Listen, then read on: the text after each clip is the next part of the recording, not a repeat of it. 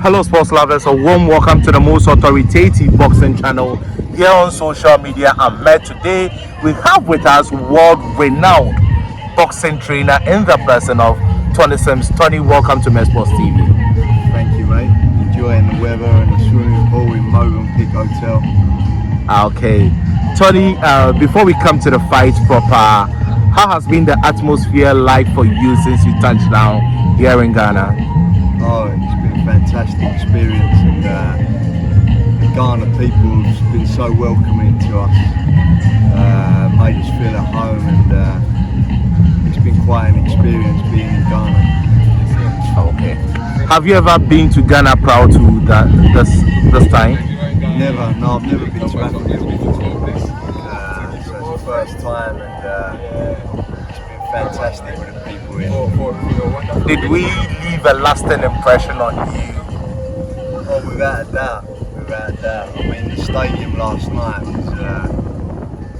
was an experience in itself, and I think the Ghanaian people was so happy and pleased that big time boxing has hit Ghana. Okay.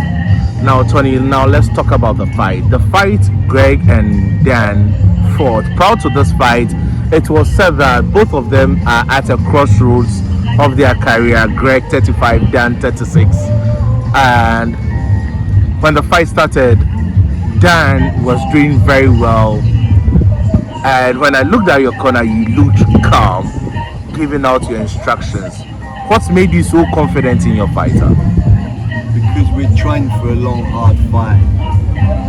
I know Dan Azeez very well, and a lot of my fighters have sparred Dan over the years, and I knew him well, and I knew he's a tough competitor. And if you look at his fights, you know, he's had against Buatsi for the European title. He's a tough opponent, and so, you know, you're looking at a long fight, a long 12-round fight. It's not a sprint, it's a marathon.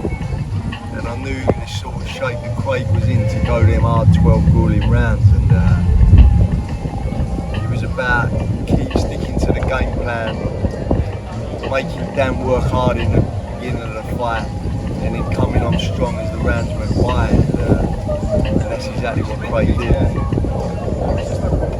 Okay. Now, Dan has never been knocked out in his career. Before the fight, Wednesday, I spoke to Greg, and he was definite and confident that he would be the first to knock Dan out. Did you believe it would be in some that fashion? No, of course not. And you never see that kind of knockout coming as a fighter.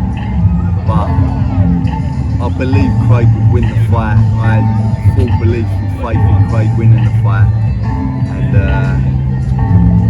you know, I believe that Craig would come on strong later on down the stretch, and you know, maybe force a stoppage, but obviously you never see a KO like that coming.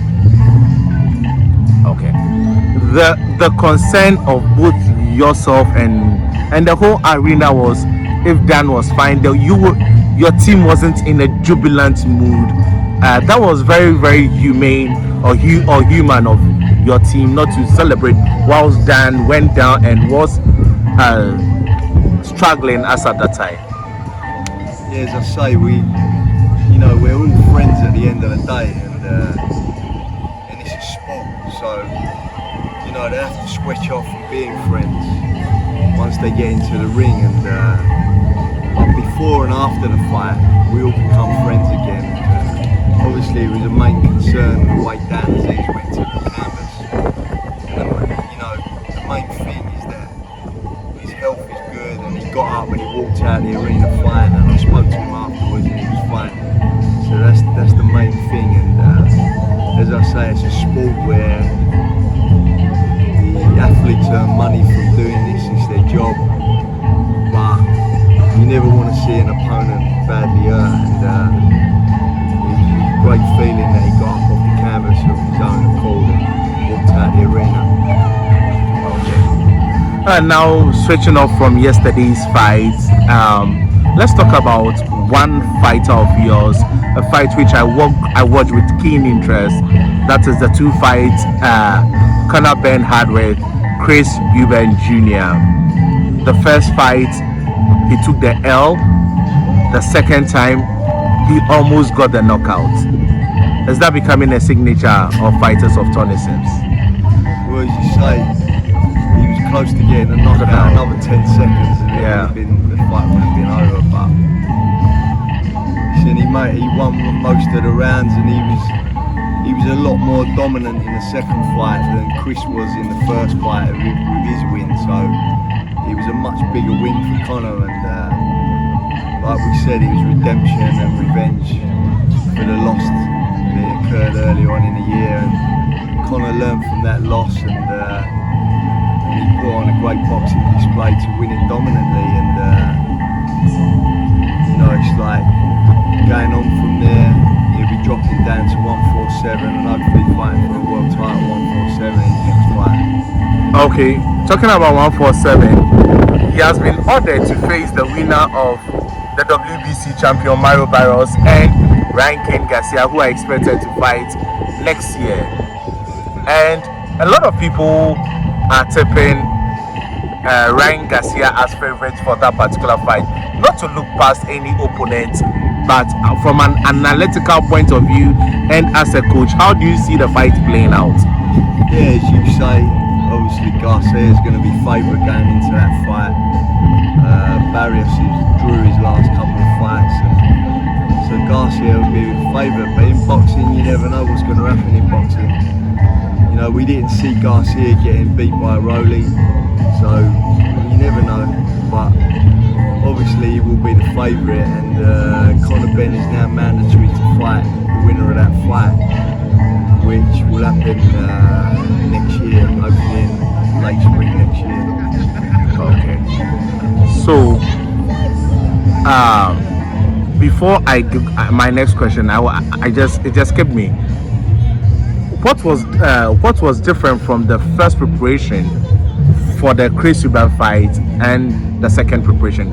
What changes did you make to training and game plan that secured you? I think we worked more on footwork for the second fight. I think the first fight, all Conor and Benn had in his head in the first fight was to knock Chris Eubank out. I think Chris managed to get inside Conor Benn's head for that fight, and all Conor had in his mind was just to dismantle him and knock him out. So the second fight, he knew he had to box smart, make Chris miss a lot, which he did do, and then counter him on his misses. Got his jab to work, his footwork to work, stuck to the game plan this time, and beat him quite convincingly. Okay. Before we wrap up,